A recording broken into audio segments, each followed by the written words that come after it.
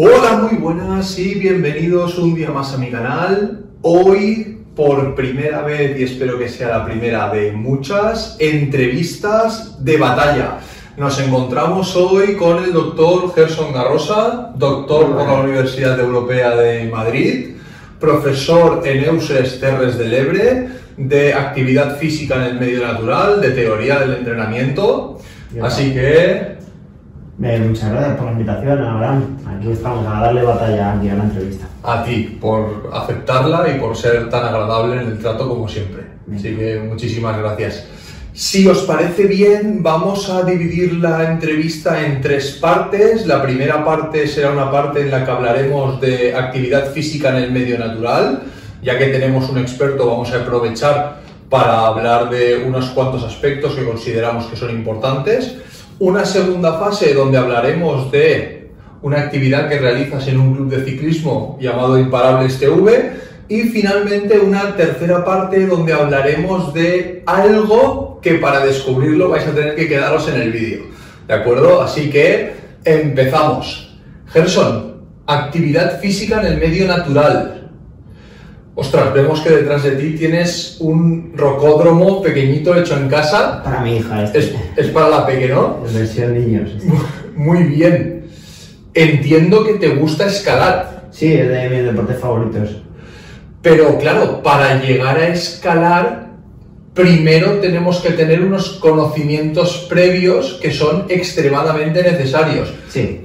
¿Qué consideras que es lo más importante o lo más básico a la hora de poder llegar en un momento determinado a hacer actividad en la montaña? Bueno, pues como tú bien has dicho, hay que estar bien familiarizado con el entorno, ¿no? Entonces, una puesta a punto previa o una preparación de base sería conocer el entorno para luego después poder introducirte en él y practicar una actividad deportiva. No es como ir a un rocódromo o una instalación ya preparada, por la cual no necesitas más que prepararte el material y la propia actividad para desarrollarla, sino que en este caso, cuando vamos a escalar, a veces tenemos que ir a una montaña determinada y patear 40-50 minutos con el petate, y tenemos que, aparte de que esa actividad se pueda llevar a cabo, requiere que tengamos éxito, ¿no? A la hora de encontrar ese sitio al que nos desplazamos, porque no es como en la calle o en el metro, que tenemos múltiples señalizaciones.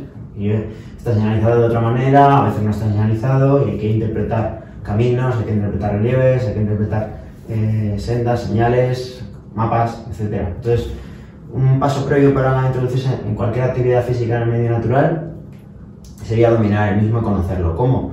Pues digamos que la madre de las actividades físicas en el medio natural podría ser el senderismo, ¿no? De hecho, es la forma más primitiva y primaria del ser humano de desplazarse, que nos ha puesto en marcha las sociedades desde la prehistoria, comercialización, la caza, etc. Es decir, es nuestra forma más primitiva de desplazarnos. Las grandes rutas comerciales, claro, de la antigüedad. Ahora, en el siglo XXI, tenemos la suerte de que los caminos ya están marcados, están delimitados. Para practicar senderismo es fácil, en el sentido de que el camino está adecuado o adecentado para el tránsito de las personas, y además hay una serie de señalizaciones, bien sea por pinturas o por paneles de madera que indican de izquierda a derecha ir hacia el Cerro de San Cristóbal o ir hacia el Puigmayor, y es más sencillo desplazarse. Como ya digo, está pisoteado todo, ya está todo más preparado, está limpia la vegetación para que no nos rasguemos la ropa y podamos transitar por ahí. ¿En qué va a requerir dónde va a recaer la dificultad de la práctica de esa actividad? Bien, por un lado, el terreno por el que transitemos. No va a ser lo mismo transitar por aquí, por el Mediterráneo, que hay mucha roca caliza y el suelo es muy duro, y hay que tener mucha precaución para no hacernos un esguince, que transitar por la zona centro o en el Pirineo, o en un pinar, donde hay más pinaza en el suelo, el suelo está más de tierra y se progresa mucho mejor, más agradable y con más seguridad. O tampoco va a ser lo mismo transitar aquí a la altura del mar, que irnos al Prepirineo, a cota 2000, donde la falta de oxígeno pues nos va a limitar un poco a nivel de rendimiento la transición y el caminar, ¿no? No quería decir transición porque suena como o sea, cambio de actividad, pero no, era el tránsito.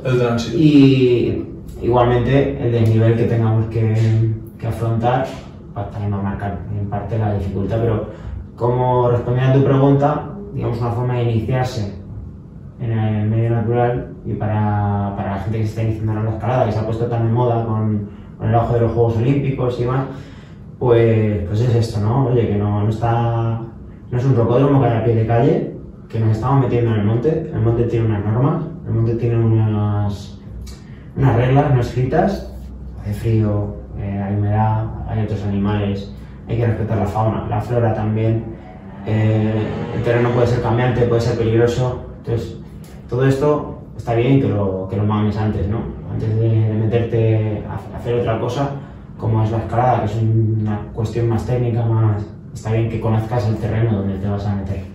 De hecho, además, y por lo que estás indicando, has dejado caer como dos ideas, ¿no? La primera, iniciar en una fase inicial con senderismo.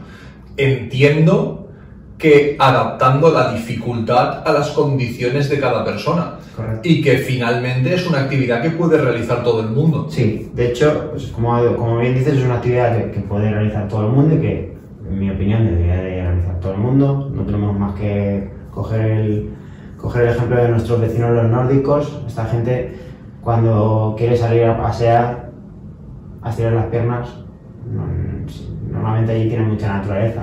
¿Cómo lo hacen? Hacen senderismo, sin darse cuenta, ¿no? Claro. Si nos vamos al norte de España, pues igual, la gente va a caminar por el monte.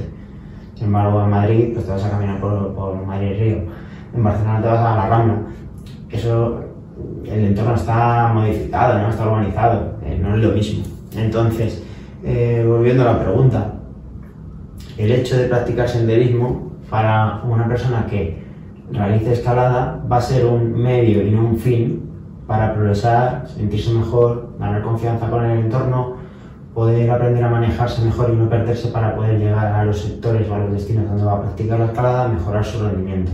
Para otras personas que no estén tan en forma, puede ser un fin en sí mismo, me explico. Puede suponer el objetivo, el reto de practicar ese deporte por mero disfrute, porque el deporte en sí, como senderismo, ya puede constituir un objetivo en sí mismo y un disfrute en sí mismo, como subir un pico, ir a la Foradada, ir a la Musara, ir a la Neto, ir a Peñalara o ir a Pedraforca. Entonces, estas personas se pueden motivar altamente por esto, ¿no? Por buscar la dificultad, la excelencia o el pico más abrupto o más lejano que puedan imaginarse. Y a lo largo de la semana ir practicando este tipo de actividades de forma más corta en su entorno y luego el fin de semana desarrollándose pues, en un entorno diferente, fuera de su zona, con amigos, etc.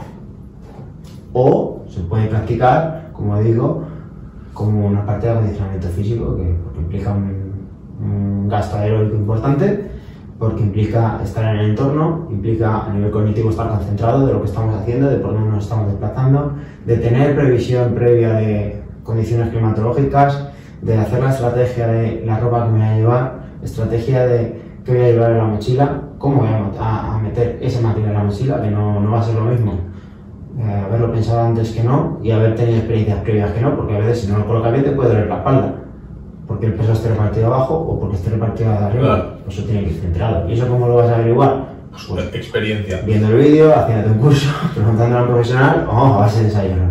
Entonces todo esto está muy bien para que la gente lo vaya practicando y al final es divertido. O divertido o como mínimo estimulante, ¿no? Y aparte, está más que evidenciado la actividad física en el medio natural, reduce los niveles de estrés, mejora la condición física y bueno, pues permite al individuo conectar consigo mismo, conocerse mejor a sí mismo y también respetar la naturaleza, ¿no? Quizás. Punto extremadamente clave, ¿eh? Más ahora con el cambio climático, sí. Si todos respetáramos más la naturaleza, a lo mejor no se fomentarían tanto las escaleras eléctricas o los patines eléctricos y otras tantas cosas que son fruto del avance de la tecnología, pero que de alguna manera nos alejan de nuestros orígenes y parece que nos están facilitando la vida, pero luego nos están poniendo una zancadilla posterior. Sí, porque vienen otro tipo de efectos secundarios a nivel físico, ¿no? Y a nivel fisiológico. Yo estoy muy en contra de los patinetes eléctricos y de las bicicletas eléctricas, y lo digo aquí abiertamente, no tengo ningún problema, y creo que nos vamos a dar cuenta dentro de unos años. Es que al final no dejan de ser vehículos a motor que... El patinete entiendo que para moverte por la ciudad siempre y cuando estuviese regulado de una forma evidente, pues podría ser una opción. En cuanto a las bicicletas y aquella gente que sale a hacer tiradas de 1 hora, hora y media, 2 horas con una bicicleta eléctrica, pues a lo mejor lo que tienes que hacer es, en vez de salir con una bicicleta eléctrica, cambiar la ruta. Y si hay picos que no los puedes subir, pues no los subas. Haz una preparación física antes para luego poder enfrentarte a esos picos. Que sea un reto, no que ese reto te lo solucione la máquina, ¿no? Es un poquito la visión. Es que si nos pusiéramos así, yo entonces no me iría a escalar aquí a subir a vidas de 6º grado.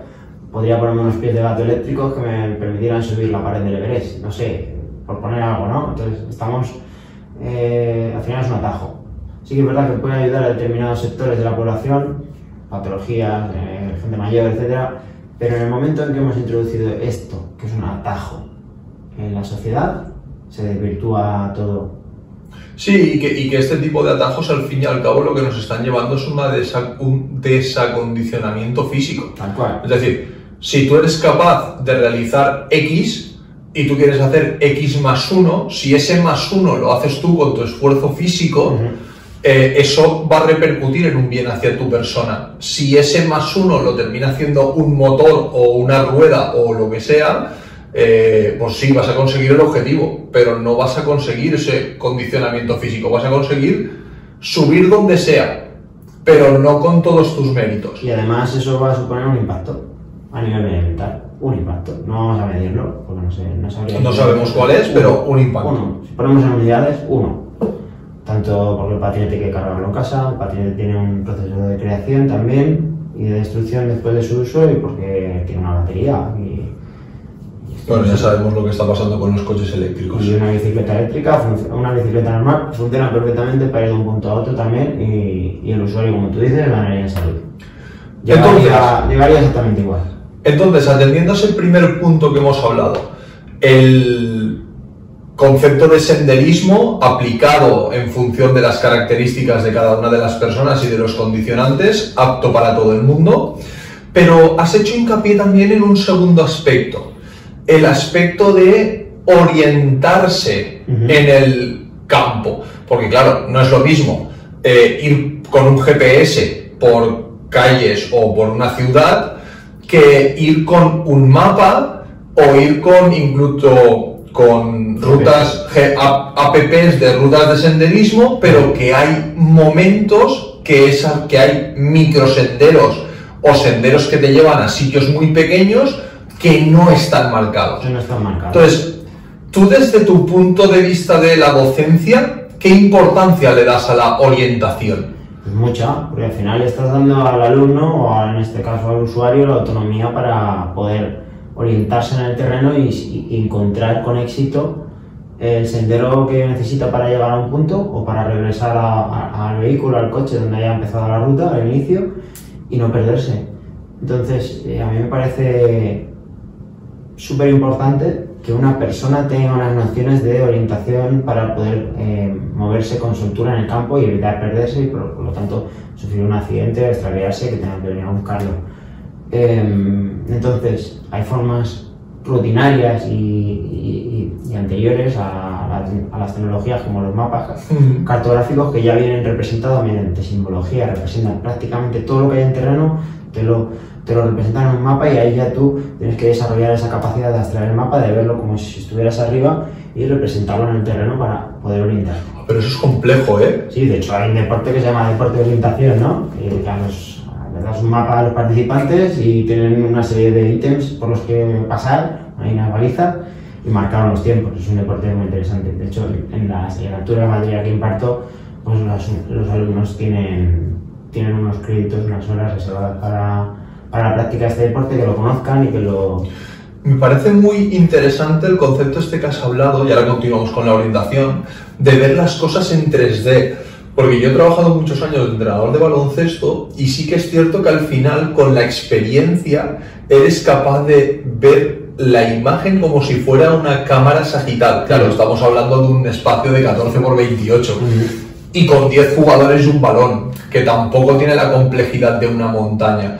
creo que es complejo llegar a ese nivel de abstracción para entenderlo, ¿no? Necesitan muchas horas, muchas horas. No digo haber mamado desde pequeño, pero muchas horas, haber estado en muchas montañas para poder interpretar cómo es un valle, dónde hay un risco, dónde hay un río, por dónde puedes conectar mejor si te encuentras en un punto y quieres llegar al punto B.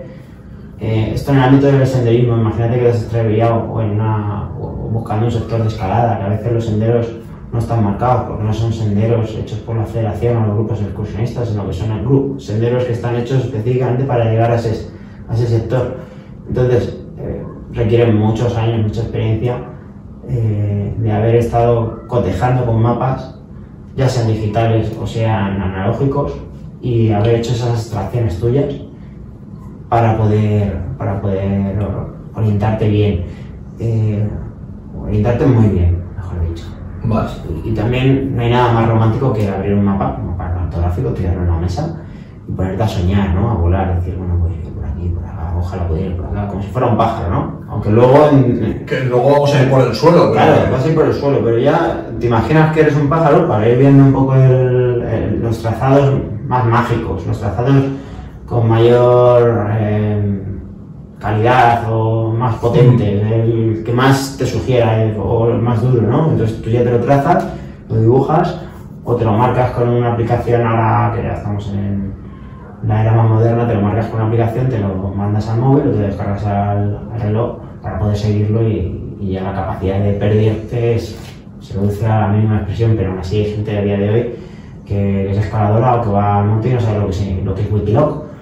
Entonces, por ejemplo. Entonces, todo este tipo de cosillas pues sí que se ven con los alumnos. Les enseñamos desde el principio a moverse por el terreno, diferentes técnicas de previsión, cómo usar los bastones, ya que son elementos de previsión específicos del senderismo y que tienen una técnica específica y pueden ayudarte a prevenir lesiones, incluso a defenderte del ataque de un animal, a cómo trepar por las paredes, porque cuando hacemos excursiones de senderismo a veces tenemos que sortear algunos obstáculos, algunos riscos pequeños, trepadas muy fáciles, pero que a alguno le puede dar miedo porque no tiene costumbre de trepar y porque hay un poquito de altura, y eso pues lo vamos haciendo. También les introducimos en las cargas de orientación para que aprendan a interpretar un mapa y como mínimo probar a orientarse dentro del monte de una forma controlada, ya que estamos nosotros alrededor y es en un entorno que conocemos.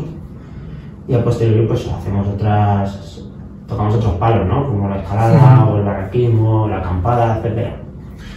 Bajo tu punto de vista, teniendo una buena preparación física a nivel de senderismo, de poder hacer tiradas largas, tiradas con bastante pendiente, con desniveles elevados y con unas nociones relativamente avanzadas de orientación, luego eso lo que te va a permitir, si lo he entendido yo bien, es poder acceder con todo el peso del petate, con toda la maquinaria, a los sets para poder escalar. Sí.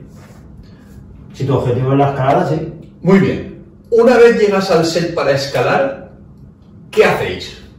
Pues te preparas a nivel de material, buscas la zona donde quieres escalar concretamente porque hay multitud de vías para elegir, buscas la que más se adecua a tu nivel.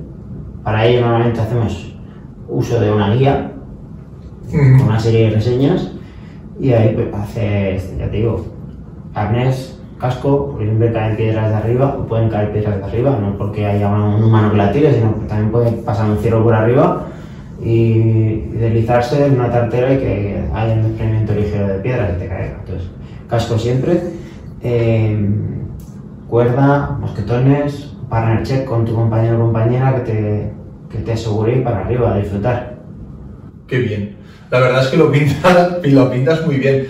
Y bajo tu punto de vista, dentro de todas las actividades que podemos hacer en el medio natural, ¿la escalada es una de las más complejas o consideras que hay algunas que son aún que dan más miedo o que generan más incertidumbre, ¿no? Porque creo que una de las cosas que os gusta mucho es la incertidumbre de la naturaleza, que por ejemplo no encontraríamos en un rocódromo indoor.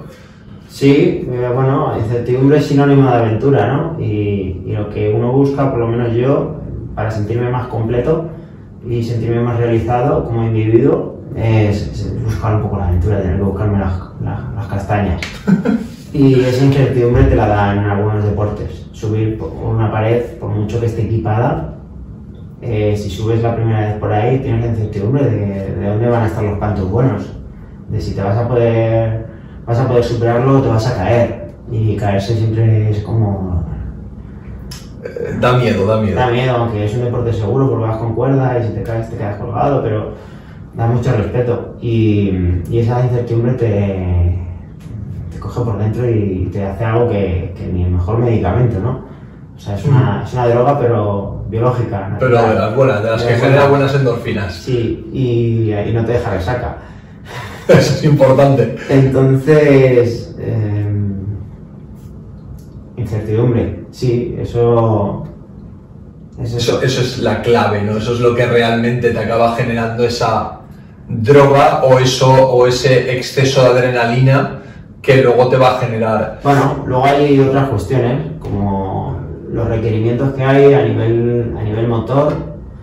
Es muy compleja la escalada, no es armónica, porque no sigue una armonía, pero requiere una elevada coordinación intracorporal de todos los segmentos, desde las yemas de los dedos de la mano hasta los pies, los dedos de los pies.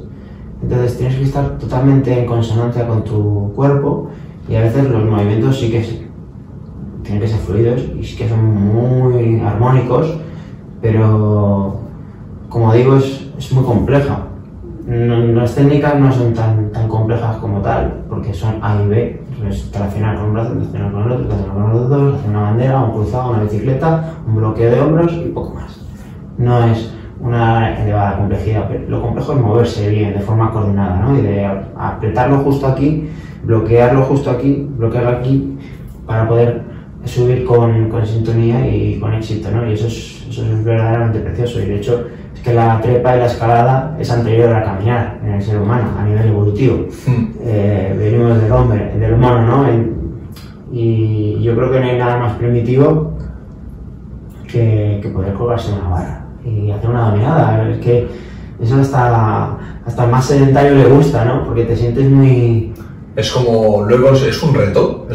Sí, y no va de sexos, si eres hombre o mujer, no. No, es tu propio peso corporal. Es que es algo que el que lo vive y lo experimenta. Yo en mis grupos de entrenamiento que trato con personas mayores, de 50 para arriba, y mujeres y hombres, que normalmente son sedentarios, no hacen mucho, y su reto en unas semanas o en unos meses es, aparte, se cuelgan, también es hacer dominadas, y cuando son capaces de levantar su propio y hacer así, es como algo tan...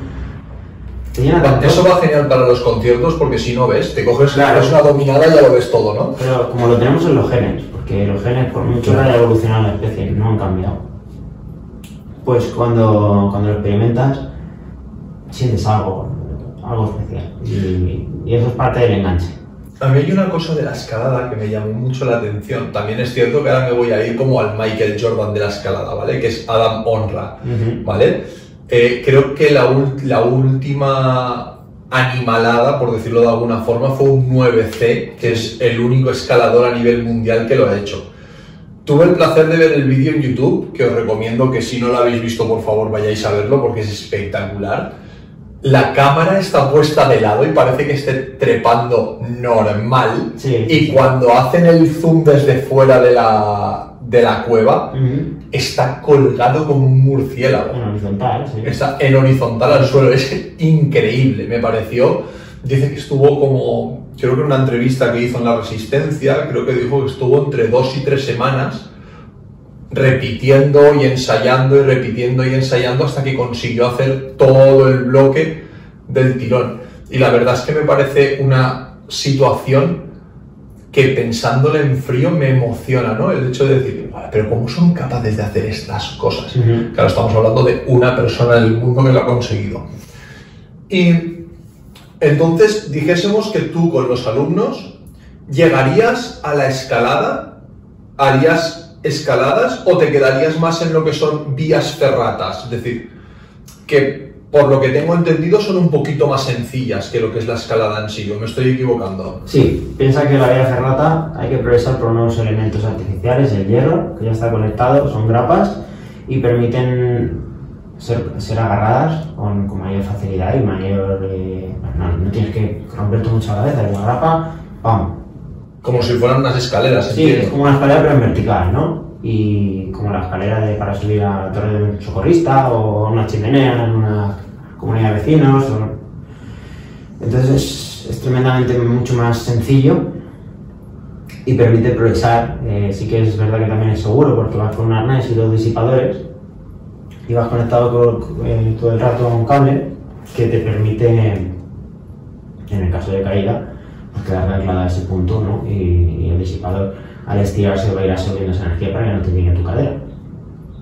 Pero también intriga una serie de riesgos, ¿no? El facilitar el acceso a actividades en el medio natural como esta, que es una derivación de la escalada, pues muchas veces puede suponer un incremento de la siniestralidad. Hay mucha gente que sin experiencia ninguna se alquila un equipo de vía ferrata que puede costar entre 15 y 20 euros en el alquiler de un día en una tienda especializada en escalada.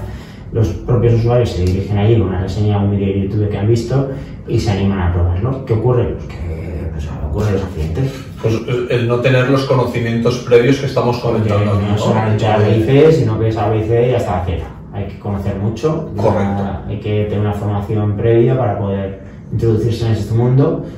Es verdad que facilita el caminar por la montaña y facilita que lleguen hasta sí, donde tienen que llegar sí, para hacer las vías ferratas. Suban la montaña y hacen muchos más metros escalas, o recorren más metros en vertical que cuando te vas a escalar, porque le da mayor continuidad y puede ser más divertido, pero también el impacto que tiene ecológico sobre el medio natural es elevado. Piensa que aquello está lleno de grapas, de metal, y a veces se ven desde fuera y dicen, madre mía, la calidad aquí. No es como una estación de esquí. ¿Y eso? O sea, una estación de esquí aquí en España, una pequeñita, probablemente todo el hierro de esa estación de esquí será el hierro que ocupen todas las vías ferratas de Europa, ¿no? Pero bueno, sigue siendo un impacto para... ¿Y de dónde viene eso de las vías ferratas? Pues esto se lo inventaron en la Primera Guerra Mundial, los italianos, en los Dolomitas, ¿sabes? Que son montañas muy verticales. Sí, son súper verticales. Para poder que las tropas pasaran de un lado a otro y que no fueran vistas, porque en la montaña nadie se pensaba que iban a subir por ahí, por esas paredes, entonces bueno, eran vacíos, digamos, y por ahí transitaban las tropas para ir pasando material o para lo que fuera. O sea, al final es como todo. Sí. Todos los grandes avances o todos los elementos que luego terminamos recogiendo en deporte vienen todos del ámbito militar. Sí, de es lo decir, único. ahora está bastante de moda todo el tema de cámaras infrarrojas para el control de temperatura corporal y demás. Todo eso viene desde el ámbito militar. Cuando sacaron los radares de velocidad y los radares de temperatura, que ahora se han puesto muy de moda con el tema del COVID, porque la mayoría de tal tenían las pistolitas esas, antes de que estuviera el COVID eran carísimas, ¿vale? Y esas pistolitas también vienen, en este caso, del ámbito de la mecánica de la guerra. Entonces dices, luego los grandes avances de la medicina son en tiempos de guerra. Entonces te das cuenta como todo lo que se ha hecho a nivel bélico luego somos capaces de reciclarlo, pero el origen es un poco... pues tiene su aquel, ¿no? Tiene su aquel. Sí. Y entonces, dijésemos que nos quedaríamos con los alumnos en temas de vías ferratas, y luego, ¿tú has probado actividades de riesgo como estos que se ponen los trajes de pájaro, que también serían actividad física en el medio natural, y se tiran? ¿O qué otro tipo de actividades de esas características conoces y que nos puedas...? Pues hay unas cuantas. El salto base, que es poner el traje de alas y saltar desde lo alto de una montaña, por lo que comentas, pues implica subir hasta lo alto de la montaña, y es algo que te lleven en un jeep o en un 4x4, entiendo. Sí, algunos saltos puede que estén facilitados porque hay una pista y te permita, pero muchos también, Montserrat, por ejemplo, pues tienes que subir a pie un buen rato, 1 hora y media, 2 horas, 3, caminando para volar luego 10 minutos. Sin más, es muy... El riesgo que tienes que asumir ahí es muy elevado, el precio de la vida. Yo no me atrevo a probarlo ni y lo haré. Conozco gente que lo hace. Paracaidismo también, ¿no? Pues si nos ponemos una versión más light de esto. Bueno, hay muchas actividades. Espeleología también es arriesgada. Hace poco ha salido la noticia que ha habido una mujer, no sé si era española, que se ha tirado 500 días bajo tierra. Se quedó atrapada en... No. Creo que era porque ella quiso estar ahí un tiempo, aislada. Casi se pierde la pandemia. Desconozco la noticia, pero, sí. Pero como método de refugio antipandémico ha estado bien, Sí, no, la he visto de esto que haces así en redes sociales, pero no he entrado a ver, pero bueno, ya lo miraré. Hay muchas actividades físicas en medio natural, ya digo, el descenso de barrancos también está muy bien, muy divertido, por los alumnos me los llevo, tanto los hay con agua y sin agua, y también hay rafting, bueno, pues hay muchas actividades por hacer. Desde luego es una asignatura como muy versátil. Claro, es que al final es como un poti-poti, ¿no? Que decimos aquí en Cataluña. Es como todas aquellas actividades realizadas fuera de lo que es un ambiente urbano, medio natural, actividad física en el medio natural. Claro. Y luego sí que es cierto pues, que en función de la dificultad, de las características y sobre todo de lo que a uno le llame la atención, pues puedes coger unas u otras. Está claro que en este caso lo que mejor se le ve al profesor o los mayores gustos del profesor pueden suponer una inclinación hacia determinados contenidos. Otro condicionante también será la zona en la que se encuentre, la climatología. Claro. No tiene mucho sentido que yo dedique tiempo al esquí cuando en Terres del Ebre, que está al sur de Cataluña, es un clima templado todo el año, no va a nevar en la vida, ni va a nevar. Entonces, y la estación más cercana de esquí está a 400 o 300 kilómetros, entonces no tiene mucho sentido. Aparte yo pues no soy muy amigo del esquí, pero si lo fuera, pues sí que sería también una alternativa. Quizás en la Seu d'Urgell, ahí en el Pirineo, claro, en el INEF de allí, pues sí que puedan avanzar un poco más ahí, ¿no? Allí básicamente está montado para actividades de montaña. También tenemos mountain bike o BTT. BTT en mi caso es una asignatura optativa para el próximo curso, entonces yo me lo saco de la ecuación y lo dejo ahí para las personas que quieran, porque no todo el mundo tiene una bicicleta. Claro. Y te encuentras que hay gente que no sabe montar en bicicleta. No pasa nada, no le vas a poner una cruz, no le vas a obligar, entonces si se quieren apuntar en la optativa, pues mejor. También hay deportes de vela, deportes de kayak, etcétera, o sea, relacionados con el agua. Y que también está muy bien. Lo que ocurre es que a veces la vela pues depende mucho del viento y claro, mejor realizarla por la tarde. Si bien es cierto que aquí en el Delta no nos quejamos del concepto de viento. De viento no nos quejamos, pero tiene que ser un viento concreto. Y entonces, y normalmente se hace por la tarde. Entonces, claro, el horario lectivo es por la mañana. Claro, es un poco complejo. Digamos que la asignatura no es fácil, pero bueno, uno también decide cómo orientarla. Yo vengo de Madrid, de los deportes náuticos, a mí me queda muy lejos, porque claro, soy interior. Entonces, claro, allí o vais al retiro, al parquecito allá al lago con las barquitas o chapotear es un poco complicado. Entonces, ya te digo, bueno, pues una propuesta sería esa, para recapitular, empezar por el senderismo, que es una forma más básica de relacionarse con el entorno e ir explorando lo que a uno le apetezca. Nadie está obligado, desde luego, a practicar deportes de escalada, pero yo creo que todos deberíamos de conocer y respetar un poquito más el entorno y nos vendría mejor con esto del cambio climático. Sí, la verdad es que una de las cosas que creo que, o personalmente a mí me gustaría que quedase muy claro en esta entrevista, es el hecho de que si tenemos acceso a un sitio, ese acceso ha costado mucho de hacer. Entonces, ¿qué menos que cuidarlo, respetarlo, no ensuciarlo y que no termine la administración pública prohibiendo el acceso a esos lugares por una mala praxis nuestra? Es decir, vamos a ser lo suficientemente coherentes para saber qué puedo hacer y qué no, y cuándo lo debo hacer y que no debo de ensuciar el campo. Yo lo digo porque soy pescador y en la pesca nos pasa lo mismo. Yo no sé si en actividades de montaña ha sucedido el hecho de que cierren, que cierren algún espacio. Cada vez hay más. Pero a nosotros, cada X tiempo, X zona cerrada, no podéis entrar a pescar. Ya, ¿pero por qué? No, porque había mucha basura y la gente no la recogía. Claro. Pero tú has hablado de basura y de ensuciar, y el campo no se ensucia únicamente tirando un Kleenex, ¿no? El campo se ensucia de muchas maneras. Pongo un ejemplo.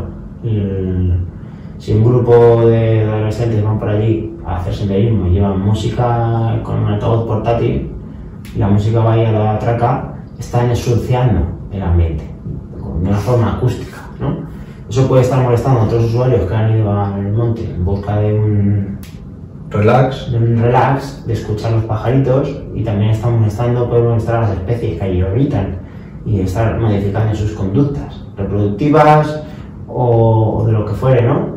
De descanso, etcétera, y incluso les puedes alentar a que se vayan, que se espanten y se vayan, ¿no? Y esto puede estar suponiendo un impacto a medio plazo y a largo plazo.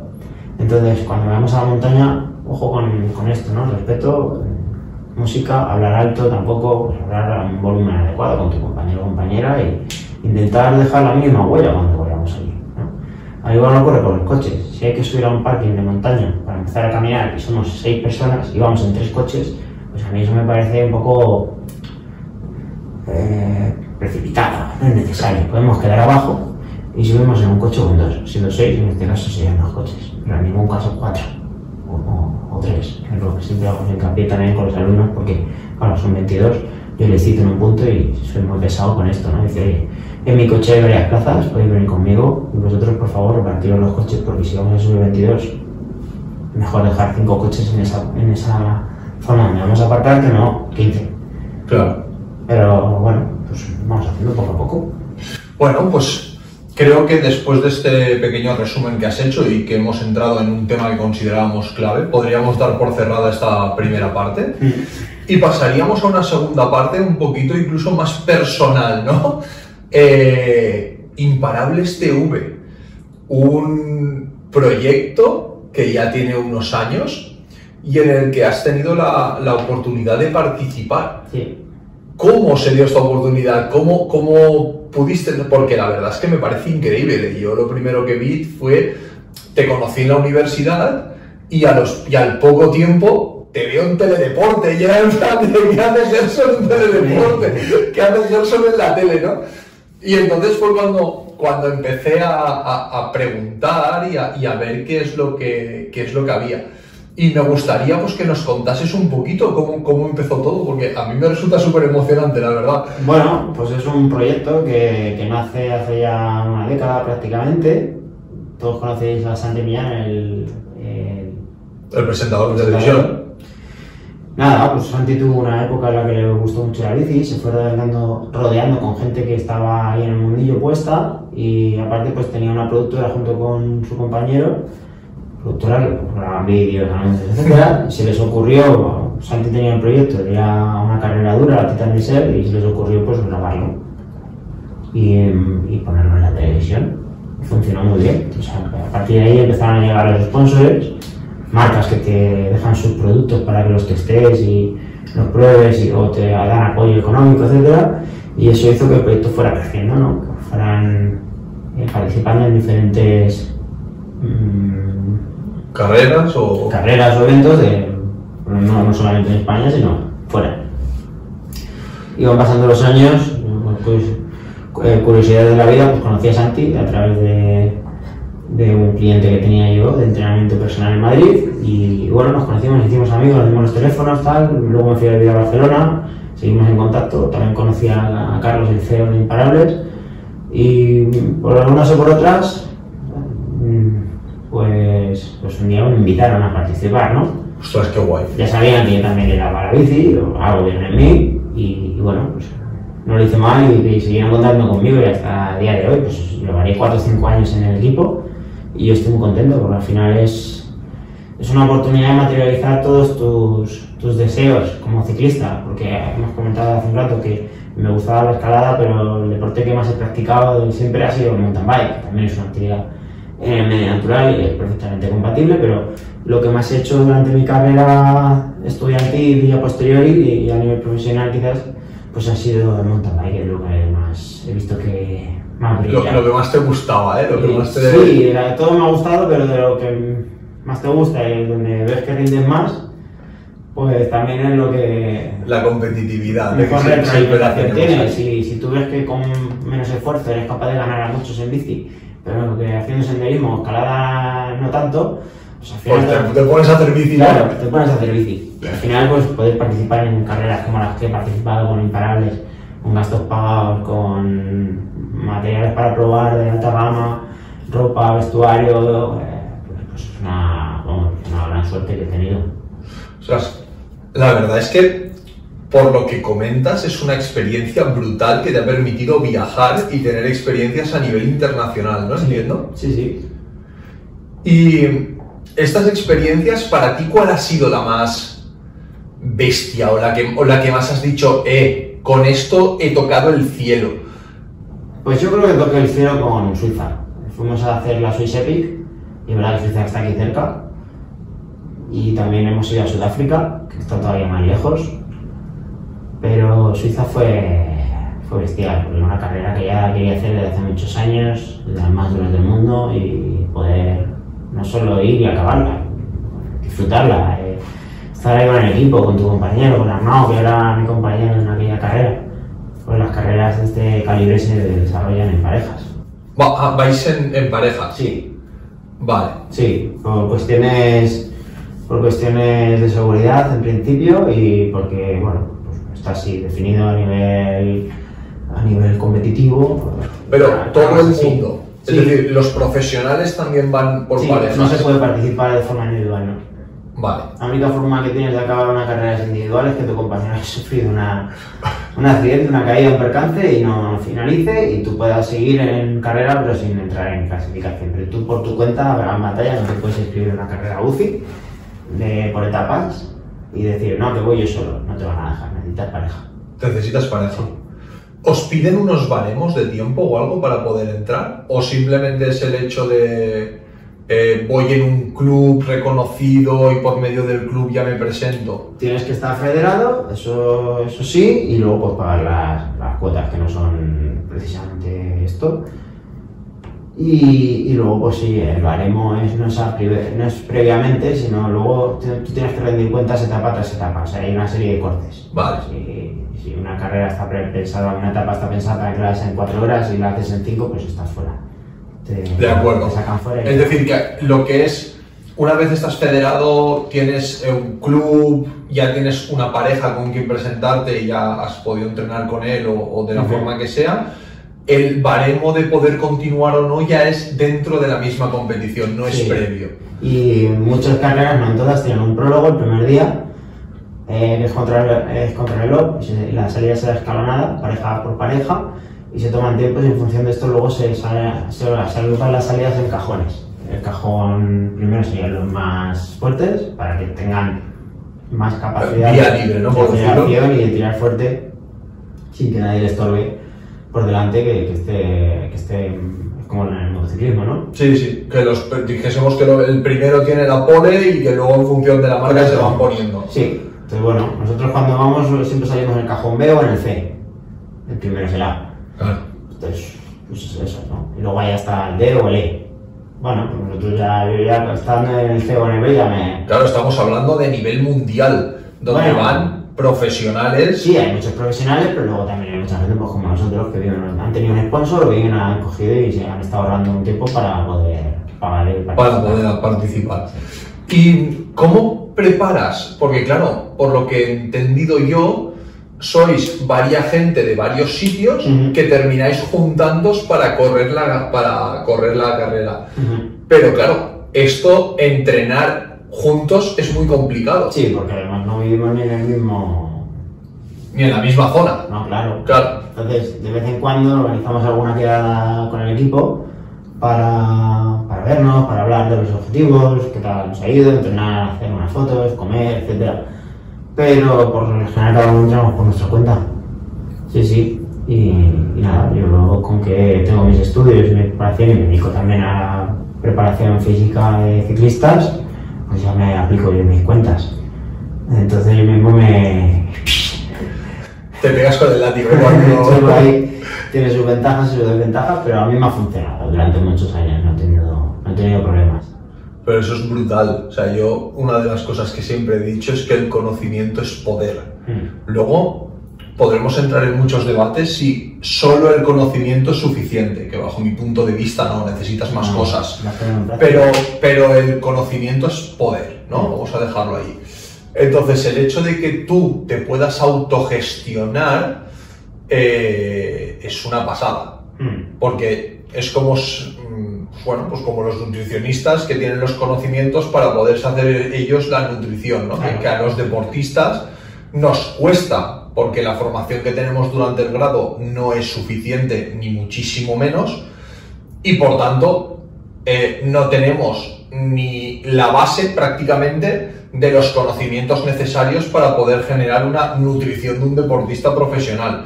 Esto, aunque a los cafés os haya parecido una pullita, lo siento, pero es lo que hay. No tenemos los conocimientos para hacer nutrición y no deberíamos hacerlo. No deberíamos hacerlo. Son cosas propias de los graduados, o en la antigüedad creo que eran licenciados, en nutrición. ¿Vale? Eso ya es su mundo. Nosotros nos tenemos que dejar ayudar, respaldar y trabajar con ellos, que ellos lo hacen muy bien. Pero claro, el tema del deporte, de la planificación y que tú tengas los conocimientos que tienes para poder desarrollar tu propia preparación física me parece increíble, me parece muy, muy bueno. Claro, entonces, yo ahora me pregunto, y voy a intentar ordenarlo a nivel cronológico, ¿vale? A nivel de cómo suceden las cosas. Tú estás en tu casa, estás pues, por donde vives, te has estado preparando y ya has tomado o tienes un estado de forma X, que tú ya ves que ya estás preparado para hacer una de estas carreras en condiciones, es decir, terminar, seguir entero y que no cuando termines estés lleno de rampas y así, ¿vale? ¿Cómo preparas la semana de antes? Porque en deporte hay un concepto que se llama tapering y que significa una bajada de volumen drástica los días previos a la prueba para permitir la sobrecompensación acumulada. ¿Vale? Entonces, ¿cómo lo llevas a cabo? Pues al final es fácil, porque piensa que normalmente estas carreras requieren un desplazamiento de varios días previos. Si la carrera empieza el día 9 del mes y es un lunes, a lo mejor nosotros el jueves o el viernes ya nos estamos desplazando para allí. Entonces, el tapering, como tú dices, es privarte de entrenar. Esto a un ciclista, explicárselo es complicado, ¿no? Porque es muy agónico el deportista, el ciclista. Y no, ¿cómo voy a dejar de entrenar? Que voy a perder la forma, ¿no? Pues no, un tapering bueno puede durar 10 días. Perfectamente. Entonces, no pasa nada, llevas entrenando 5 meses, 6, un año. Y el estado de forma se puede mantener en según qué variables hasta 2 meses. Exacto. Con lo cual... Entonces, no pasa absolutamente nada. Podemos meter sesiones para mantener el stiffness, para hacer un poco de fuerza, etcétera, o una salida aeróbica y tal, pero podemos estar una semana prácticamente sin hacer nada. Entonces, ¿cómo lo planteo yo? Bajada, depende también un poco... Yo no soy profesional, también tengo mis cuestiones familiares y sociales y personales, pero o sea, que depende de en qué situación me encuentre, si es en primavera, si es en verano que tengo más tiempo, porque estoy de vacaciones o lo que sea. Pero a priori, bajada de volumen drástica, adaptarte un poco al calendario y ir haciendo. Luego ya cuando llegas allí, pues hay un día que a lo mejor lo dedicas a ir a hacer la inscripción, ¿no? A retirar del dorsal. A lo mejor ese día, si tienes tiempo, pues puedes salir a rodar un poco para reconocer el terreno, que no está de más. Ya que si te has ido a Sudáfrica, pues la temperatura es totalmente diferente, estás en el hemisferio sur, el terreno puede que sea diferente al que acostumbras a entrenar y oye, pues hacer una familiarización con ese terreno para ver qué presión de rueda vas a llevar, pues puede estar bien, o qué ropa vas a llevar, si vas a llevar un chaleco, maillot largo, buff o no, o qué gafas con diferentes lentes. Bueno, en definitiva, pues una toma de contacto. Y el día de la prueba, pues a darlo todo, a que salga todo bien. Si es un día, una jornada, o 4 o 5, pues ahí ya te tendrás que dosificar. Muy bien. Hablemos, por ejemplo, de una competición que sean 4 o 5 días. ¿Vale? Tú ya has hecho el tapering, has llegado con el avión, has llegado allí, te has plantado, has hecho la inscripción, todo está en orden. ¿A qué hora empieza la competición el primer día, por ejemplo? Salen pronto, a las 8 de la mañana o así. 8 de la mañana. Y normalmente has dicho que el primer día es como una competición contra reloj. No todas las etapas, pero sí, y a veces incluso los prólogos se hacen por la tarde. La tarde del día antes de que empiece la competición. Sí. O sea que sería como un calentamiento, por Sí. decirlo de alguna forma, antes de que empiece la competición. Vale, tú ya has hecho el prólogo, dijésemos, Sí. y estás en el cajón X, ¿vale? Pongamos que lo habéis hecho muy bien y estáis en el cajón B. Vale. Vale. De los buenos. El de los buenos, B de buenos, por supuesto. Entonces, cuando tú ya estás en ese cajón, tú ya ahí ya tienes la conciencia relativamente tranquila, pero tu cuerpo está alteradito, ¿no? Con esa sensación. Y te vas a descansar. Ya hablaremos de cuánto y de cómo. Entonces, tú te vas a descansar, te levantas, imagino que ingieres comida. Lo primero que haces es, te programas la hora de despertarte para desayunar. Vale. Calculas 2 horas antes de la carrera para el tema de la digestión, porque tienes que desayunar fuerte y jugar un poco con el café, que la cafeína va muy bien, y vestirte, prepararte, ir al baño.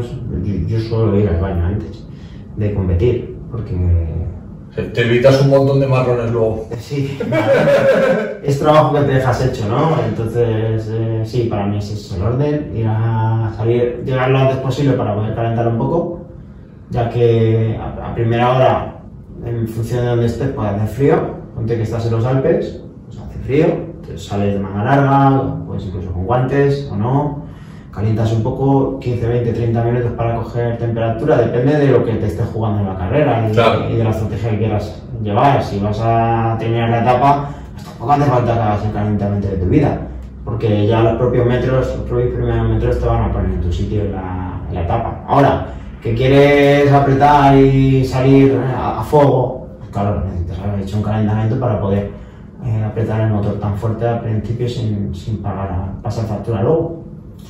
Y ya está, tienes que estar unos 10 minutos antes en cámara de llamadas allí para la salida, así que tampoco tienes mucho tiempo. Y imagínate, tú llegas allí, te sientes bien, has hecho 3 días, última etapa, y vas el 16. Y tú le tienes puesto el ojo a que tengo que quedar entre los 12 primeros porque me apetece. Y tú ese día de hoy salgo a fuego. Cuando quieres salir a fuego, ¿qué trabajo previo haces? ¿Qué calentamiento haces, por ejemplo? Igual, aeróbico, pero con algunos cambios de intensidad, algunos sprints y ya está. O sea, sería básicamente bicicleta. Sí, bicicleta, no te creas que nos ponemos a hacer fuerza ni movilidad articular ni nada, no. Entonces, movilidad articular no estiramientos tampoco. No, estiramiento ya sabes que no tiene evidencia científica de que mejore el rendimiento. La movilidad articular en este caso tampoco es necesaria porque no vamos a trabajar en rangos excesivos, son los rangos que trabajamos siempre para pedalear. El ciclista que no tenga rango para ejecutar el pedaleo ya ni entrena. No sería ciclista. Correcto. Por lo tanto, no necesitamos un calentamiento. Entonces, dijésemos que sería el típico rodillo, el hacer el rodillo que dicen de la prueba previa. Sí, también hay ciclistas que lo hacen en el rodillo estático. A mí me gusta más irme a dar un paseo con la bici. Pero que corres el riesgo de que te pase algo. Imagínate, tienes una mecánica, una caída tonta, que no será el primero, que se va a calentar y calentar al lado de esto y no toma la salida. O que luego se te ponen... llegas tarde a la llamada, ¿no? Pero bueno... Entonces... no hay una única estrategia válida. Vale, entonces dijésemos que todo el tema de estiramientos o de movilidad articular, que en otro tipo de deportes sí que será clave, no, lo de después, en el mundo del ciclismo, al ser un movimiento tan repetitivo y de corta amplitud, pues no nos haría tanta falta. No. Vale. Eso queda relegado a sesiones independientes, queda un día entre etapas por la tarde, si te apetece, y si no, pues a finalizar la carrera. La carrera. Muy bien, y entonces, estáis en la cámara de llamadas, os llaman, empezáis a salir. ¿Cuánto suele durar una carrera de este tipo? Pues entre 3 horas y 6 o 8. 6 o 8 horas. Sí. Vale, entonces, 6 o 8 horas, mi poco conocimiento a nivel de coco me dice que agua y bebida como mínimo. Hay que comer mucho, hay que comer mucho. Vale. Entonces, ¿Qué soléis hacer o cómo lo soléis hacer? pues a veces tenemos sponsors que nos dan comida y claro, ya te la van dando durante el año y la vas consumiendo y así ya, eso que también vas entrenando, ¿no? Que la tripa hay que entrenarla. Me ha gustado ese concepto. Sí, bueno, esto me lo transmitió mi nutricionista en su momento, Gabriel, porque yo al principio estuve con un amigo que es nutricionista deportivo de ciclismo y me decía eso, ¿no? Que la tripa hay que entrenarla para luego no cagarla. Nunca mejor dicho. Y hay que acostumbrar al cuerpo a meterle calorías y más en movimiento. No es lo mismo meterle calorías aquí en la mesa un domingo que en marcha. Entonces hay que acostumbrar al cuerpo a comer cada hora y media y metiéndole gasolina. Entonces, ¿qué tenemos? Pues por un lado, varitas, plátanos, geles, isotónica o agua, o lo que quieras, o bebida energética. Y eso lo puede llevar el ciclista, pero además en las carreras también no hay puntos de avituallamiento. Entonces, vale. Pues hay líquidos y sólidos y mixtos. Eso es lo que quería preguntarte. ¿Tú normalmente qué utilizas? Yo es decir, lo más eficiente, como tampoco me la juego, vale. pues digo, ¿para qué voy a estar con el maillot lleno de cosas, de autosuficiencia, cuando yo puedo disfrutar en una carrera el gozo de llegar a un avituallamiento, pararte un momentito y darle un trago de Coca-Cola? Que tienen vasitos, siempre te preparan vasos de Coca-Cola porque la Coca-Cola tiene cafeína, tiene azúcar, tiene el carbónico que te da esto. Te da el picosito. Te ayuda a digerir las cosas. Pues un plátano, o una margarita, un gel, lo que pillas, que ya sabes que te funciona, no es un día para experimentar. No, esos días no se experimentan. Yo no me meto una rodaja de melón ni una sandía por más que me la den cortada, no. Entonces, oye, pues es un gusto que esté ahí ya todo preparado. Y entonces vais por parejas. Sí. Hay avituallamientos.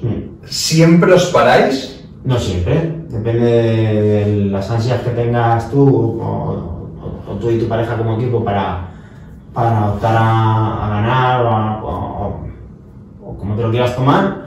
Puedes parar en los 5 o 6 avituallamientos que normalmente hay en cada etapa o decir, oye, mira, vamos a optimizar el tiempo, en vez de parar en 5 paramos en 2, así no paramos mucho y tampoco perdemos posiciones, o adelantamos a otros que se paren, y también pues hacemos el equilibrio, ¿no? Entre lo que no paramos para cogerlo, llevamos nosotros desde la salida y ya vale, está. o sea, hay una parte estratégica en este trabajo. Sí, claro, Es que al final, una de las cosas que hemos hablado en clase muchas veces es el tema de intentar separar la técnica de la táctica, cuando para mí eso es un error. Es decir, toda técnica va acompañada de una táctica y toda táctica va acompañada de una estrategia, y que se vea hasta en deportes donde al fin y al cabo es tirar de millas a la bicicleta.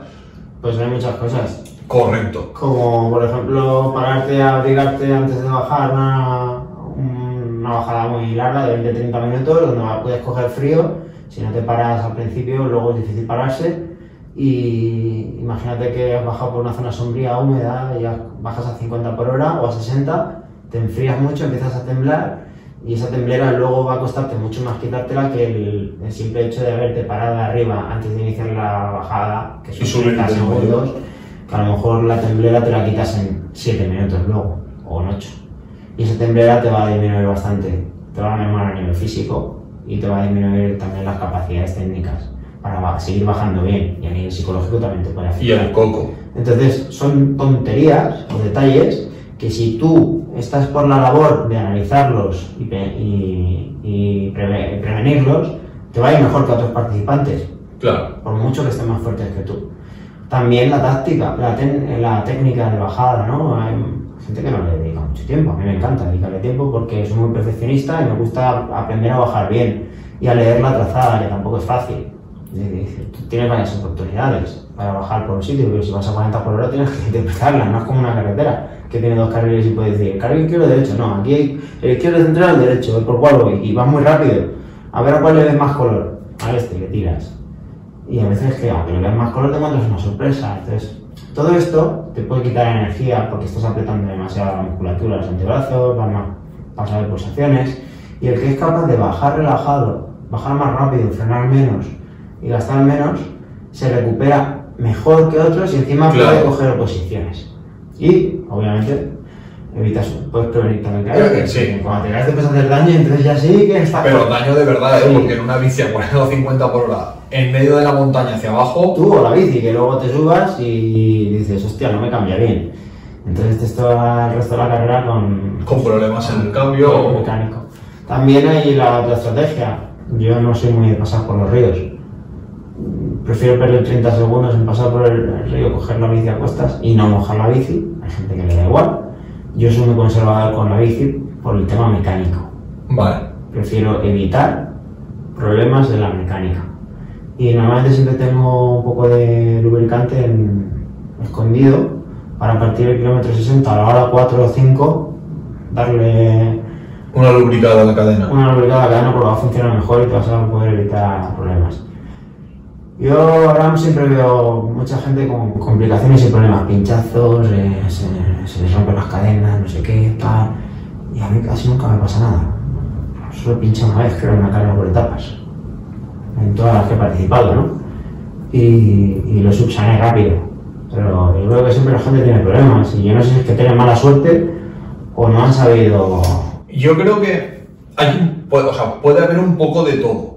Pero el tener más o menos mala suerte también es algo que te buscas. Es decir, si tú ya has intentado solucionar todos los problemas que crees que vas a tener, ¿pueden haber problemas? Sí, pero lo normal es que haya muchísimos menos que si no has previsto lo que te puede pasar, con lo cual, pues creo que es un juego al que pues, se puede jugar con una cierta coherencia. ¿Y cómo lo puedes prevenir? Pues aprendiendo, estudiando, educándote, escuchando a los demás, viendo documentales, viendo entrevistas, oyendo con un compañero que sabe más que tú, y de todo esto es aprender, claro. Al final lo vas perfeccionando. Que nadie se frustre porque la primera carrera va mal. Claro. Yo me acuerdo de mis primeras carreras, tengo aquí una cicatriz que me recuerda. Pues iba demasiado envalentonado y me cargué la bici y casi me quedo sin oreja. Pero bueno. Juventud divino tesoro, ¿no? Que dicen. De ahí vas aprendiendo y van saliendo experiencias, a veces negativas, que luego si las sabes utilizar en tu favor se pueden volver experiencias muy positivas. Correcto, estoy muy de acuerdo contigo. Y sobre todo, tener la mente abierta para aprender. Esto es básico. Que nadie piense que con 25 años lo sabe todo, porque... No, ni con 50. Ni con 50. O sea, aquí es un tema de tener la mente abierta, aprender y seguir con las ganas de aprender. Bueno, tú eres doctor, yo soy doctor y conocemos a gente los dos yo soy doctor, ya lo tengo todo hecho. No, ser doctor es el inicio de... O sea, es decir, tú cuando te dan la posibilidad y te has ganado el mérito de tener la titulación de doctor, tú ahí tienes que cobrar una responsabilidad y esa responsabilidad esto es el principio de un camino muchísimo más grande y el camino es aprendizaje, aprendizaje, aprendizaje y lo mismo pasa con el deporte. O sea, o cuando tú estás iniciando cualquier tipo de actividad, esto es aprendizaje tras aprendizaje tras aprendizaje. Última preguntita de este segundo tema, pero es una preguntita que me pilla a mí de lleno y me gustaría saberla. Tú terminas la etapa, si has empezado a las 8, 6 horas a las 2 de la tarde. Para comer. ¿Vale? Lo primero, hay que zampar, pero cuanto antes mejor. Muy bien, zampas, porque eso, bueno, ya hablaremos en métodos de recuperación cuando toque, pero uno de los básicos es zampar. Una vez ya has comido, ¿qué métodos de recuperación utilizas si utilizas algo? Pues por suerte, cuando vamos siempre tenemos contratado servicios de mecánica y fisioterapia. Por lo tanto, tú llegas a mesa, la bici te la cogen por un lado y ellos se encargan en ponértela a punto, limpiártela y dejártela bien para el día siguiente. Y el fisioterapeuta, en función de la hora a la que llegue, nosotros como salimos en el grupo B y hay 50 personas en cada cajón aproximadamente, pues llegamos de los 50 y 70 primeros. Entonces, es fácil encontrar hueco para el fisio. Ahora, si llegas más tarde, ya es más complicado. A lo mejor llegas a las 3 y te dan a las 5. Pero nosotros a veces llegamos y te dicen, pues si quieres está libre.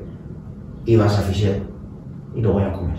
¿Y el fisio qué? ¿Única y exclusivamente descarga? Sí, masaje de descarga y si tienes alguna cosa puntual, pues te lo mira. Vale. Pero ya va muy bien. Normalmente descarga y ya está. Te llenan las piernas de gel y de deslizar y además se siente muy bien. Luego es que te bajas de la camilla y dices, hostia, qué... Sí. Sí. Esto de que los fisios tengamos manos, que sepamos cómo tocar y dónde tocar, eso es la leche. Yo, bueno, soy fisio desde 2018 y la verdad es que lo que hacen estas manos en comparación a lo que hacían antes de tener esos conocimientos, bueno, no tiene absolutamente nada que ver, prácticamente en ningún aspecto, ¿no? El hecho de, pues, saber cuando tocas sabes qué tensión muscular hay, sabes cómo relajarla, sabes buscar origen e inserción para apretar y descargar. Pues, teniendo esto ya te despreocupas bastante. Y luego en función de sensaciones, de cómo te encuentres tú, pues es como todo, el que le duele algo está todo el rato estirándoselo, tocándoselo, ¿no?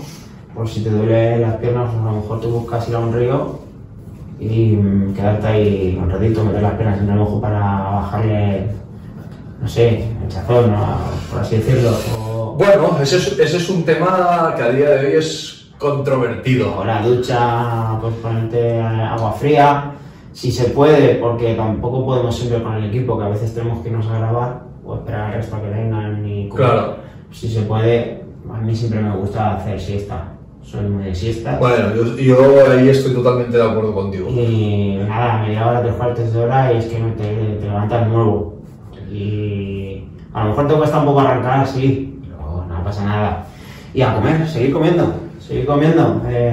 Fruta, colacao, por ejemplo, cosas que te vayan bien, que tengan azúcar y que te permitan ir llenando depósitos para el día siguiente. Tú partes de la base de que el tema del frío como elemento de recuperación hoy en día está un poco en controversia, debido a que el frío evita la inflamación y para que haya una adaptación al medio, esa inflamación es necesaria. Ya, pero si yo no quiero una inflamación para mañana, correcto. Que me venga cuando ya termine las 5 etapas. Ahí es donde está el tema, efectivamente. Que eso es para entrenamiento. Claro. En competición, si hay que poner hielo, se pone hielo. Esto es como cuando sabes que no vas a llegar a fin de mes, pero sigues gastando. Normalmente terminas una carrera por etapas y cuando vuelves a tu entorno te da la hostia. Estás como varios días como si tuvieras un jet lag, pero a nivel... Pero a saco, ¿no? Sí, y cuanto más te pases de rosca, más grave será. Y cuanto menos entrenado estés, pues también. Pero a mí me pasa que a veces llego y hostia, estoy varios días que no quiero ni coger la bici, ¿sabes? Aunque vuelvas como muy fanático, pero necesitas unos días de... 2 o 3 días o 4 de... Sí. Y tampoco pasa nada, ¿no? No, a ver, esto lo tenemos que tener claro y además tú ten en cuenta que después de este tipo de actividades, al final no es lo mismo, pero tú esos 4, 5, 6 días es como una especie de tapering inverso, ¿no? O sea, tú estás volviendo a permitir a que... Picking. Sí, que te vuelva a hacer la subidita del piquito ese que te da luego tranquilidad para poder volver a empezar a entrenar. Sí. Y que luego es lo que decimos, que hay adaptaciones agudas, pues que esas adaptaciones agudas hoy están en 3 horas nos van. En verdad te esperas 4 o 5 días para coger la bici, quedas con algún amigo que conoces y das un repaso, porque vas a fuego. Vas encendido y vas con el chip de la competición, de ir rápido, porque no es lo mismo entrenar aquí con el chip de la competición, que es que no respiras. Es que estás las 5 horas a fuego. Y a una velocidad que es alucinante. Tiene algo la competición que no se puede describir, hasta que no lo vivencias no lo entiendes. Muy bien, pues si os parece bien, dejaríamos el segundo tema para aquí y vamos con el tercer tema que ahora descubriremos. Bueno, pues ahora sí, tercera parte de la entrevista y como ya estáis pudiendo ver, Gerson, por favor, ponnos al día. Con regalitos. Esto es un foam roller y es un elemento que sirve para acelerar la recuperación en deportistas principalmente, darnos un automasaje. Si no tenemos a manos de un fisioterapeuta cerca, podemos beneficiarnos de ello para darnos un automasaje. Los detractores de esto pues dicen que solo sirve para hacer core, que también sirve para hacer core en el suelo. o para echarte una siesta y poder apoyar la cabeza, pero bueno, hay bastante evidencia científica que arroja pues, una serie de beneficios. No son todos los que se creen, pero sí que va bien y funciona.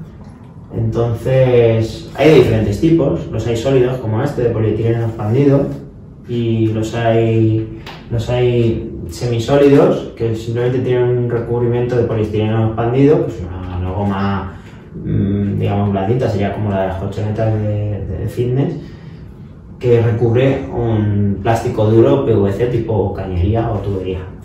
Estos son cilíndricos, como veis, de un ancho parecido al ancho de caderas, ancho de hombros, o un poquito más grande. Este es un poco más ligero, más liviano que este. Este es más duro, más rígido, por lo tanto el efecto masaje será superior que este otro, que será un poco más suave. En función de la experiencia como deportista y los objetivos que persigas y tu peso corporal, te convendrá más uno u otro. Tenemos algunos otros más pequeños, siguen siendo cilíndricos. Los hay también pues, con pinchitos. A mí no me gustan tanto porque hacen más daño, me gusta más así. Y este puede servir para musculatura del antebrazo, puede servir para la musculatura de los pies o para zonas muy localizadas haciendo presión en vez de masaje. Entonces, como digo, este, al ser más rígido, puede venir bien para gente con una buena experiencia y que quiera una intensidad de masaje superior, o gente más corpulenta, como el caso de Abraham. Y si estás un poco tocado muscularmente porque vienes de hacer una sesión intensa de senderismo y ya tienes un poquito más de, tú lo sabes explicar mejor que yo, menos tolerancia a la presión, ¿no? Correcto. Porque los umbrales de dolor están... Los umbrales de dolor, tras una actividad larga, tienden a disminuir. Es decir, que sientes dolor con menos presión. Con menos presión sientes más dolor, es una activación fisiológica del cuerpo. Y entonces, pues uno de estos es más agradable para hacer esta sesión, que al final puede llevarte entre 5 y 10 o 15 minutos. Bueno, como ya habréis podido comprobar después de esta pequeña introducción que nos ha hecho el doctor Gerson Garrosa, Gerson es especialista en foam roller, se dedica a ir por universidades a nivel estatal impartiendo formación en másters y en cursos especializados en relación al foam roller. Y lo que vamos a hacer a continuación es tratar de aportar un poquito de luz sobre los beneficios de los foam roller en las diferentes fases de una preparación de una competición o de un partido. Mirad, yo siempre he dicho que la ciencia avanza por dos caminos. Uno, porque ha habido un error y se ha creado algo, o dos, porque el humano hay algo que le cuesta mucho hacer y se busca una máquina para no tener que hacerlo él. Es decir, porque son vagos, ¿vale? Mirad, estos foam rollers realmente lo que hacen es un efecto similar al que haría un fisioterapeuta en un masaje de descarga. ¿Qué sucede? Pues que un fisioterapeuta, para hacerte un masaje de descarga, va a estar mucho tiempo, se va a fatigar las manos y va a estar fatigado a las 2-3 horas de estar haciendo masajes de descarga, y encima te va a costar un precio relativamente elevado. En cambio, un foam roller y una autoaplicación de este tipo de rodillos va a disminuir el coste y va a permitir que el fisioterapeuta se dedique a otras cosas más complejas y que necesitan muchísimo más conocimiento que la realización de un masaje de descarga.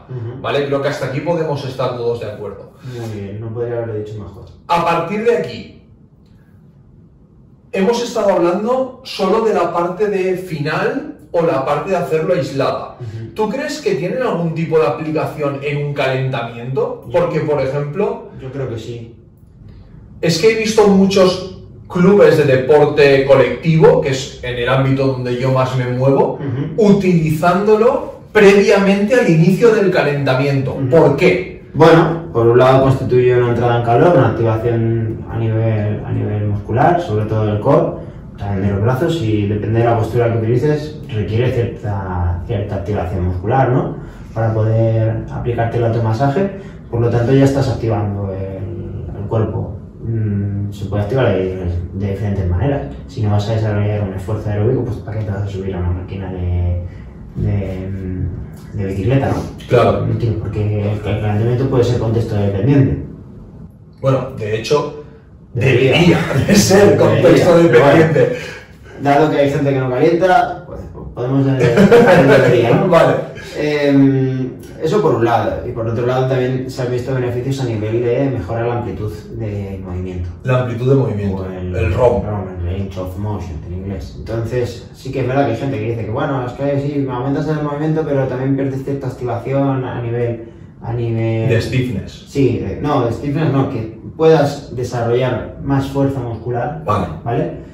Pero, hostias, si está probado y a una persona con una lesión en el tobillo o en la rodilla le permite mejorar su extensibilidad de cadera y de rodilla, coño, pues bienvenido sea. Hombre, bienvenido. Bienvenido sea para poder trabajar en ese rango en una readaptación, ¿no? O en determinados deportes en los que el rango de movimiento pues requieren de esa amplitud concreta. Por lo tanto, previo, está muy bien para esto. De hecho, yo estuve muchos años, 2 o 3 o 4 años, que iba al gimnasio y no me subía a ninguna máquina. Cuando hago mi preparación física de fuerza para combinarla con deportes de resistencia, y me hacía mis 15-20 minutos de activación. No eran pasadas con mucha intensidad, eran pasadas con poca intensidad, y para encontrarme yo mejor, después de haber estado 6-7 horas estudiando, cuando estaba haciendo el doctorado, sentado, pues iba al gimnasio a mediodía, que era la mejor hora que tenía para mí. Claro. Y hostias, pues ya me ponía en situación. Luego, gradualmente, las cargas de trabajo con sentadillas, de los ejercicios que hiciera, pues se me adaptan. Y además, en determinados ejercicios, como el peso muerto de las sentadillas, también lo he llegado a utilizar. Eso sí hay que decirlo, hay que ser constante y cuesta a veces.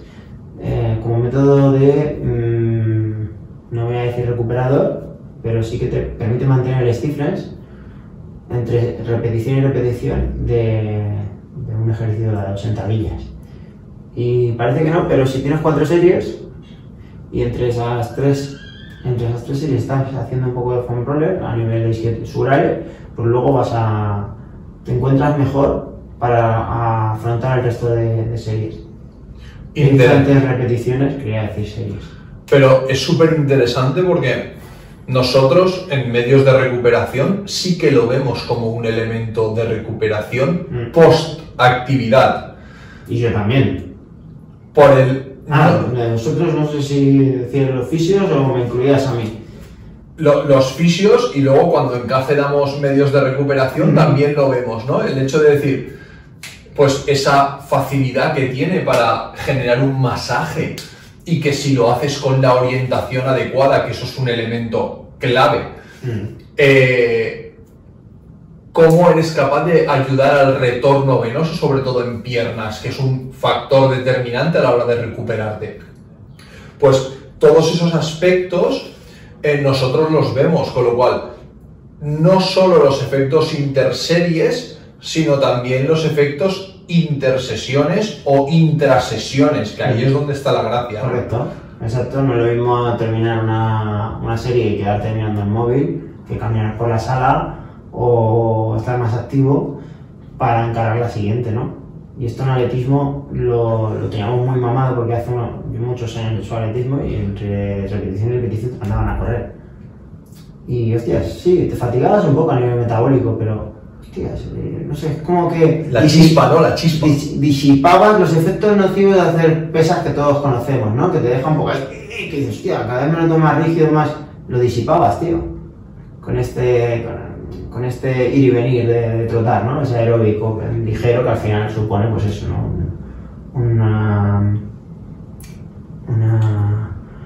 Pues una facilitación de ese retorno venoso, sí, una activación a intensidades. De hecho, y esto es algo que comentaremos en el canal, pero aún nos queda para poder llegar, pero ya dejamos la pinceladita. Hay estudios que indican que para hacer la recuperación de un trabajo donde ha existido ácido láctico, la intensidad necesaria es entre el 35 y el 50% de tu velocidad máxima o de la 1RM o de lo que sea. Entonces, es una intensidad muy, muy baja, pero que te va a permitir eliminar pues, esas sustancias de desecho generadas y que de la misma forma van a ayudar a distender esa musculatura de nuevo y que vuelva a un estado basal más rápido. Correcto, pues tan eficiente se ha visto que es una sesión de bici estática como una sesión de foam roller, más eficiente la bici, pero eficiente cuando hablo de reciclaje de ácido láctico, ¿eh? O sea que hay estudios que lo ponen de evidencia y manifiesto. Yo sí que es verdad que a veces pienso que es más interesante terminar esa sesión, ponte que vas al gimnasio de 2 a 3, pues a casa comes, te echas un ratito y hacer esa segunda sesión, o sea, esa sesión de recuperación con el foam roller que constituye una siguiente sesión a las 6 a las 7 de la tarde. No me preguntes por qué, pero creo que he pasado suficiente tiempo investigando con esto como para probar y ensayar, y que lo que a mí mejor me ha venido, y a mis deportistas, a muchos que han confiado en mis indicaciones, en una sesión aislada. Pues fíjate que justo eso es la conclusión de cuando hablamos de foam roller en la asignatura de medios de recuperación. La utilización y lógicamente todo evidenciado a nivel científico, de publicaciones de los últimos años, publicado en PubMed y todas las bases de datos importantes. La utilización del foam roller en situaciones aisladas entre 2 horas y media, 3 horas posteriores a la finalización de la actividad, y siempre acompañado de estiramiento pasivo. Correcto. Tú te pones un poco de música, un poco de chill, te relajas, te miras en el espejo. Para mí es muy importante mirarse al espejo cuando uno entrena y hace ejercicios de este tipo, porque de alguna manera potencia, no el efecto, pero potencia la eficiencia de lo que estás haciendo. Porque eres más consciente y lo ves desde otro ángulo y tienes mayor margen de... Y luego no solo por sentirte guapo mirándote, sino por la estructura postural, correcto, los conocimientos que tenemos nosotros respecto a cómo una determinada postura va a modificar la activación muscular en un momento determinado, con lo cual el hecho de poder tener una referencia te permite ir mucho más sobre seguro. Pues eso, nada, terminar, y no hay nada como terminar el día con un poco de relax, ¿no? Hay gente que se toma una copa de vino, hay gente que se da un baño relajante en la bañera y, oye, pues venir a tu sitio, y es importante tener tu sitio, ¿no? Claro. Mi meditación fetiche, vengo aquí, me bajo la intensidad de la luz, me pongo música relajante, me tiro al suelo, hago mis ejercicios de foam roller, no tienen por qué ser todo el cuerpo, a lo mejor solo las piernas o el tren superior porque me he pasado escalando. Hago unos estiramientos, bajo la activación, el aerosol y, oye, y luego me doy una ducha y ya me quedo más relajado, ¿no? Entonces, creo que es una forma, no solamente, independientemente del deporte, o linkada al deporte, como preparación o recuperador, también como facilitador para terminar el día, ¿no? Para disminuir el estrés, como quien hace yoga o hace meditación o hace trabajo respiratorio. Sí, creo que todo el mundo, bajo mi humilde punto de vista, deberíamos de terminar el día con ejercicios de respiración, relajación y con ejercicios que nos lleven a poder tener una noche de descanso óptima, que sea de descanso, no de estar en la cama saltando de los nervios, ¿no? Que eso también nos ha pasado a todos, pero sí que intentar buscar esa tranquilidad. O me parecen reflexiones brutales, Gerson, lo que nos has dicho hoy, porque la verdad es que yo no te voy a engañar, ya sabes, me conoces ya de unos cuantos años y no te voy a engañar. Yo era uno de los detractores de los foam roller, porque pensaba inicialmente que eran como... Claro, yo cuando los conocí estudiaba fisio. Enemigos. Eran los enemigos de los fisios, ¿no? Y con el tiempo te das cuenta que no solo esto, sino muchísimas de las máquinas y de los aparatos que se han sacado para fisioterapia es para quitarle trabajo físico a los fisios para que puedan utilizar su talento en otro tipo de cosas que a día de hoy no están estandarizadas, como puede ser una punción seca, hacer una EPI, hacer una ecografía, analizar una resonancia y ver si el informe que le han mandado desde el área de medicina corresponde con la realidad actual del paciente, porque ya sabemos que hay muchas veces que el TAC está hecho o la resonancia está hecha de hace 4 meses, que es cuando te viene el paciente, Y entonces hay que ver si esa realidad aún corresponde en lo que te están diciendo. Pues eso, yo los veía como la competencia, ¿no? Y ahora, sin embargo, los veo como un aliado, ¿no? El hecho de decir, ostras, es que me quitan un trabajo mecánico que me agota, me fatiga y no me permite estar concentrado en aquellos elementos que luego son claves y me permite estar. Y el hecho de que tú también hayas hecho esta reflexión de cómo los podemos utilizar para el calentamiento, para la parte, pues, por ejemplo, para deportes de imagen o de rítmicas, esto debe de ser brutal la utilización del mismo para ayudar, junto con los estiramientos forzados, obviamente, a la mejora de la ROM. Sí. Vosotros, yo si no tengo mal entendido, y si lo tengo mal entendido, discúlpame, tú has tenido o has sido responsable de grupos donde existía una besante artística en el deporte muy importante. Sí, el patinaje artístico. Patinaje artístico.